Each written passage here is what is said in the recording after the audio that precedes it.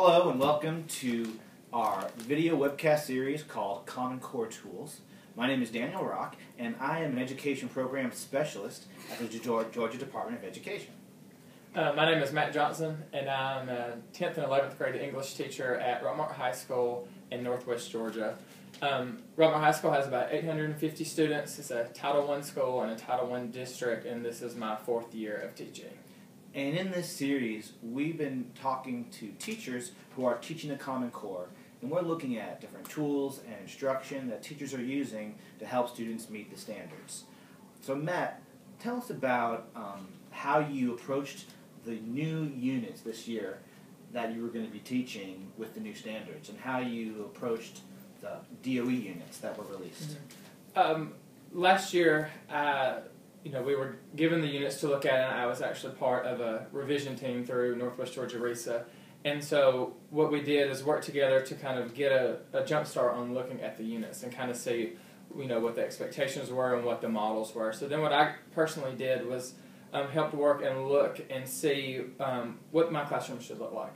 So notice the thematic nature of the text, what was being asked of the teacher and of the students, and really kind of show me then how the quality of text selection seemed to be very valued in addition to the complexity. So really picking complex text, but then text that you could do a lot with in the meantime to kind of then fuel. Were there any things that you learned that you decided you were going to implement from that review process that were different than what you've done before?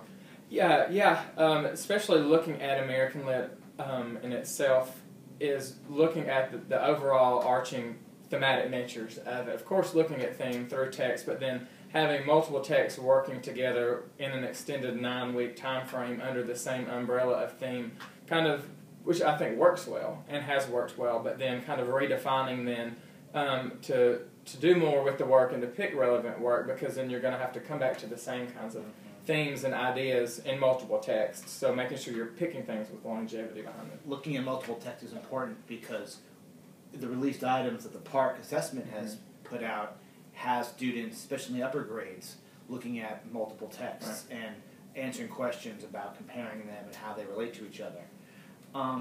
So when you were looking at those texts, what were some of the qualities of quality text that you really wanted to emphasize? The main thing for me is picking things with multiple layers. So not just looking through one lens of a text. So some of that lends itself to looking at what's going on in society, what's going on in history, and then obviously looking at the figurative level. Then you could talk about the rhetorical level, and then the relevance or permanence of the text. So if you're looking at American Lit, of everything that's been written, why are we looking at this text? Surely it has a lot to then offer. So something that you can look at and peel back layer after layer into the deeper underlying parts of it.